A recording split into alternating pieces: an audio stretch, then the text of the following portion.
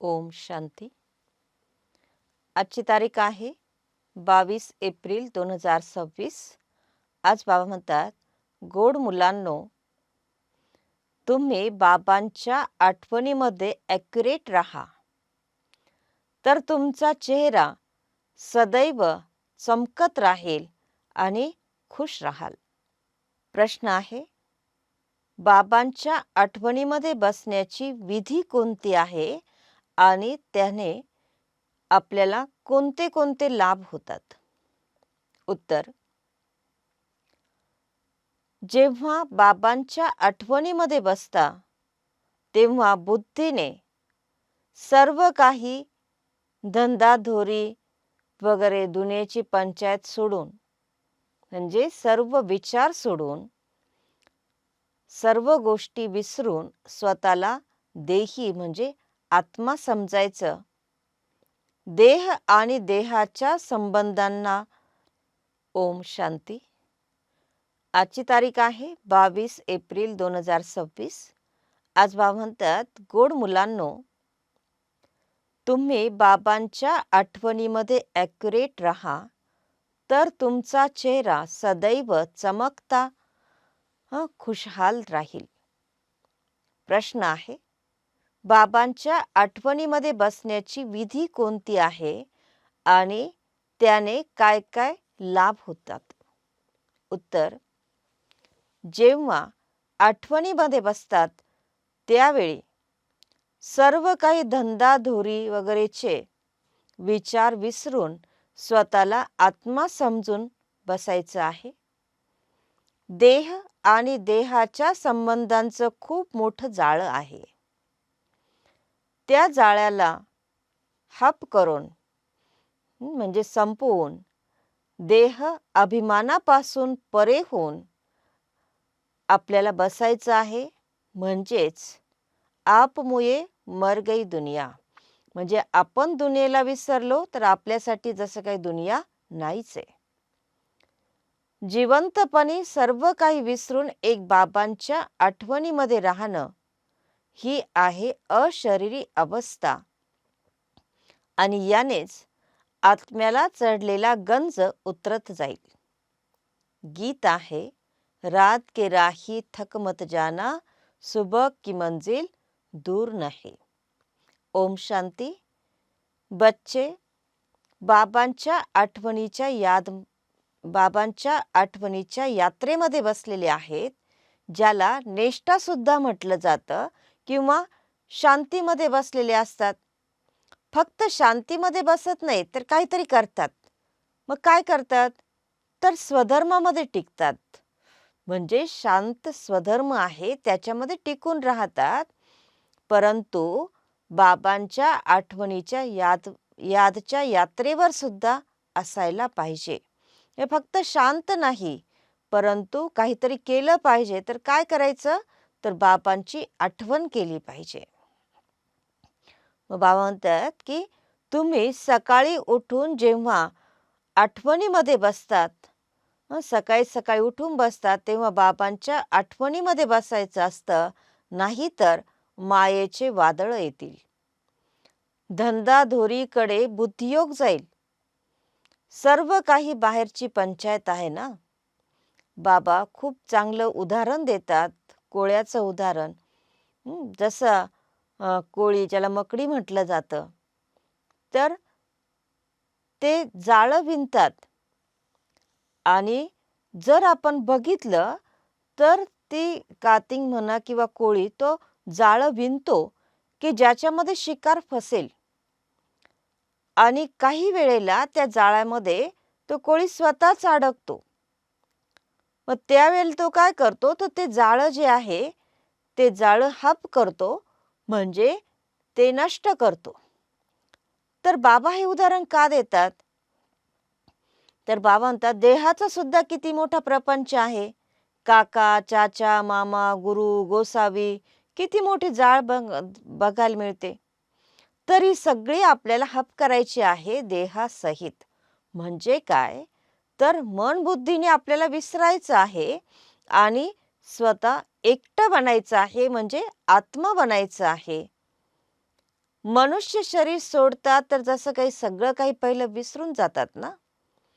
म्हणजे तो गेला तर त्याच्यासाठी सगळी दुनिया सुद्धा मृत्युमुखी पडली. म्हणून म्हटलं तर आप मुये मर गई दुनिया. तर इथे तर आहे बुद्धीची गोष्ट. बुद्धीमध्ये हे ज्ञान आहे की ही दुनिया संपणार आहे, विनाश होणार आहे. तर बाबा समजावतात की ज्यांचं ज्ञान सांगण्यासाठी मुख खोललं जात नाही, खुलत नाही, तर त्यांनी बस फक्त बाबांची आठवण करा. जसं हे ब्रह्मा बाबा शिवबाबांची आठवण करतात. कन्या पतीची आठवण करते, कारण पती परमेश्वर आहे असं म्हटलं जातं. म्हणून बाबांकडून बुद्धी निघून पतीमध्ये चालली जाते. आणि इथे तर आहे पतींचाही पती, परमात्मा साजन. तर ब्राईडग्रूम आहे ना. तुम्ही सर्व आहात ब्राईड्स म्हणजे सजनी, वधू. आणि भगवान आहे ब्राईडग्रूम वर. त्या भगवंताची सर्वजण भक्ती करतात. सर्व भक्ती म्हणजे आत्मरूपी भक्ती रावणाच्या पहाऱ्यामध्ये कैद झालेल्या आहेत. तर त्यांच्यावर बाबांना जरूर तरस पडतो. बाबा रहमदिल आहेत ना, आणि म्हणूनच त्यांना रहमदिल असं म्हटलं जातं. तुम्ही मुलं बाबांच्या आठवणीमध्ये राहतात. बाबांचं आवाहन करत नाही. तुम्ही बाबांच्या आठवणीमध्ये राहून आपली उन्नती म्हणजे प्रगती करत राहतात. बाबांच्या डायरेक्शनवर चालण्याचा सुद्धा आपल्याला छंद असला पाहिजे. आम्ही शिवबाबांची आठवण करूनच भोजन बनवू. म्हणजे शिवबाबांच्या बरोबर खायचं. कसला शौक राहिला पाहिजे? तर बाबा म्हणतात की आम्ही शिवबाबांची आठवण करूनच भोजन बनवू, म्हणजे शिवबाबांच्या बरोबर खाऊ. बाबा म्हणतात की एखादा नोकरीला असेल तर ऑफिसमध्ये सुद्धा काही ना काही वेळ तर मिळतोच ना. तर ते बच्चे सुद्धा बाबांना पत्र लिहितात, अनुभव सांगतात. बाबांना लिहितात की खुर्चीवर बसल्या बसल्या आम्ही बाबांच्या आठवणीमध्ये जातो. ऑफिसर येतात, त्यांचे बॉस वगैरे येतात, बघतात तर हे बसल्या बसल्या गुम झालेत. म्हणजे काय? अशरीरी झाले. तर कोणाचे डोळेही बंद होतात, कोणाचे उघडे असतात. आणि कोणी असा बसलेला असतो की जसं काय ते समोर काही बघतच नाही. जसं काही तिथे बसलेला आहे पण तिथे नाहीये. तर असं होत राहतं. तर बसल्या बसल्या बाबांनी बुद्धीची दोरी खेचली आणि हा मौजमध्ये बसलेला आहे. त्यांना जर विचारलं की तुला काय झालं, तर म्हणतील की मी तर बाबांच्या आठवणीमध्ये बसलेलो होतो. बुद्धीमध्ये राहतं की मला जायचं आहे बाबांकडे. बाबा म्हणतात आत्मअभिमानी बनल्याने तुम्ही माझ्याकडे याल. तिथे पवित्र बनल्याशिवाय थोडीच जाता येईल. मग आता पवित्र कसं बनायचं? तर ते सुद्धा बाबाच येऊन सांगतात. कुणी मनुष्य सांगू शकत नाही. तर बाबा सांगतात की तुम्ही माझी आठवण करा. बाबा येऊन खरा मार्ग सांगतात की ज्या मार्गावर चालल्याने अर्धा कल्पासाठी तुम्ही सचखंड म्हणजे सत्यखंडामध्ये जाल. तिथे दुसरा कोणताही खंड असत नाही. कोणाला समजावलं तरी सुद्धा ते मानत नाहीत. म्हणतात की हे कसं होऊ शकतं की फक्त भारतच असेल. ख्राइस्टच्या पूर्वी 3000 वर्षांपूर्वी पहिले भारत स्वर्ग होता ना. तर तेव्हा दुसरा कोणताही धर्म नव्हता. नंतर मग झाडाची वृद्धी झाली. तुम्ही फक्त आपल्या बापाची, आपल्या धर्माची आणि आपल्या श्रेष्ठ कर्मांची आठवण विसरलात. जे बाबांना विसरलात, आपल्या धर्माला आणि कर्माला विसरलात. देवी देवता धर्माचा आपल्याला कुणी समजत नाहीत आणि म्हणून तर अशा छी गोष्टी ज्या आहेत त्या खात राहतात. जर देवी देवता धर्माचे जर समजले असते तर अशा कोणत्याही गोष्टी ज्या खराब आहेत, छी आहेत, त्या खाल्ल्या नसत्या. परंतु अजूनही खातात. म्हणजे काय? कारण ते गुण नाहीत, दैवी गुण नाहीत. आणि दैवी गुण नाहीत तर देवी देवता म्हणता येत नाही. म्हणून आपल्याला ते हिंदू म्हणवतात.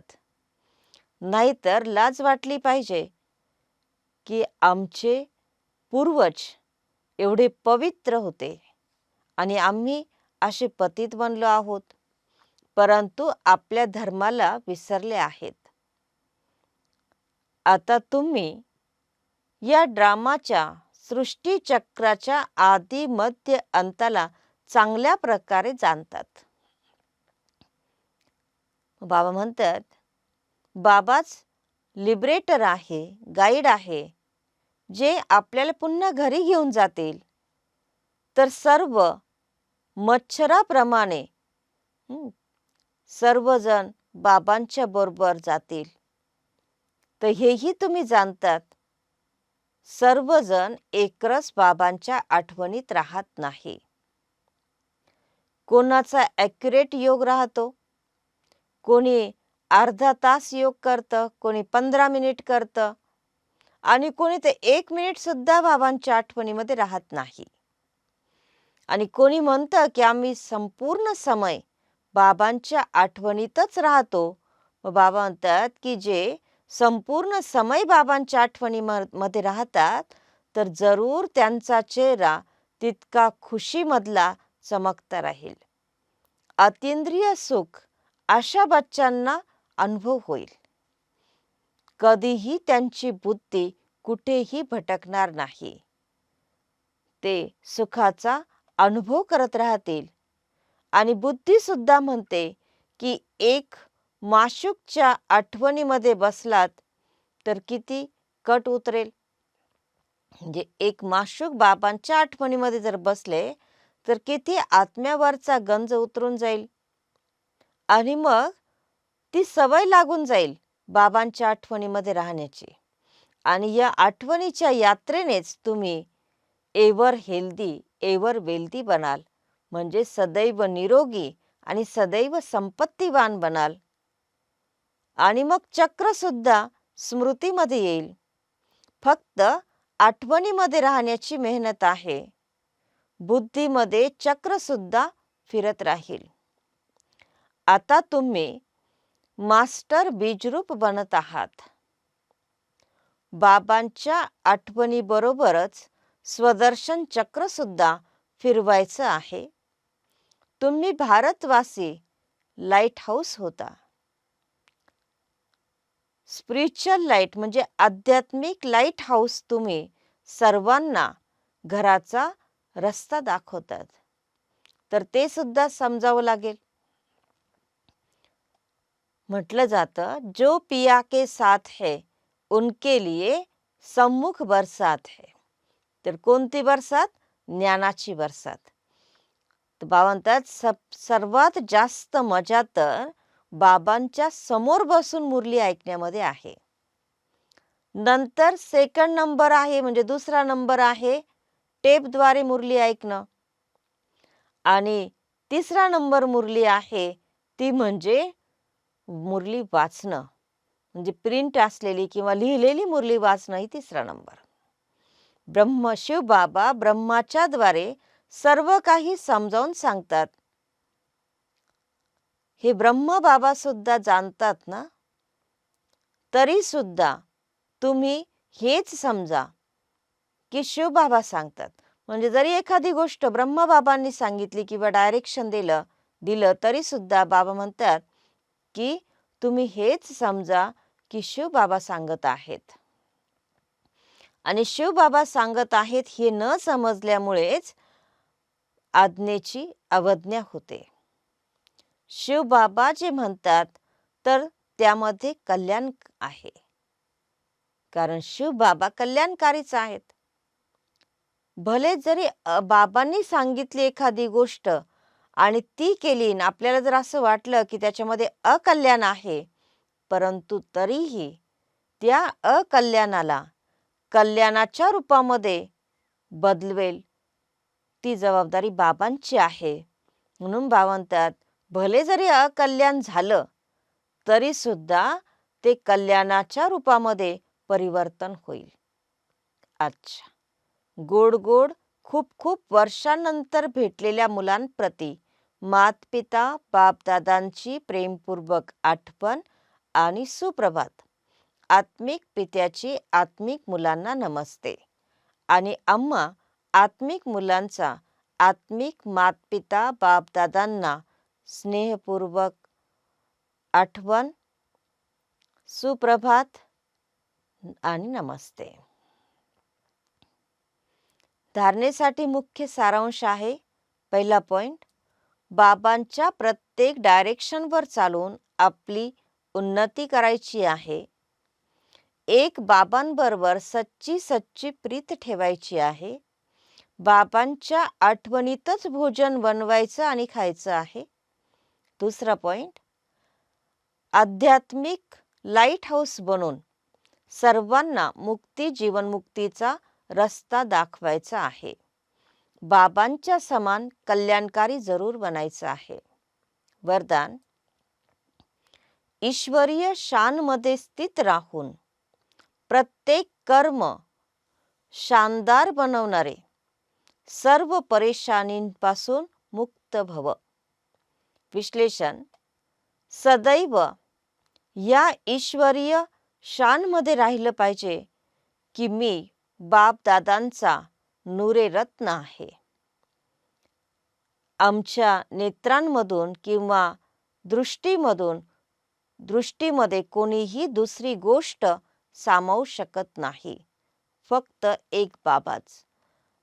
ह्या शानमध्ये राहिल्याने वेगवेगळ्या प्रकारच्या जे विघ्न किंवा परेशानी येतात त्या स्वतः समाप्त होतील. कोणत्याही प्रकारची तक्रार कंप्लेंट राहणार नाही. जितका जो आपली उच्च शानमध्ये स्थित राहील तितकं त्याला मान सुद्धा स्वतः प्राप्त होईल आणि त्यांचं प्रत्येक कर्म हे शानदार होईल.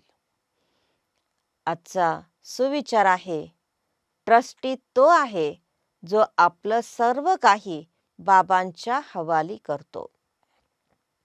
आजचा अव्यक्त इशारा आहे, महान बनण्यासाठी मधुरता आणि नम्रतेचा गुण धारण करा. आपल्या प्रत्येक बोलमध्ये मधुरता, संतुष्टता, सरलतेची नवीनता असावी. ब्राह्मण आत्म्यांचे बोल साधारण बोल नाहीत. हीच महानता आणि हीच नवीनता आहे. मधुर बोल, मधुर संस्कार, मधुर स्वभावाद्वारे दुसऱ्यांचं सुद्धा मुख गोड करणारे बना. सदैव अथक भव आणि मधुर भव या वरदानांनी पुढे चालत राहा, उडत राहा. ओम शांती.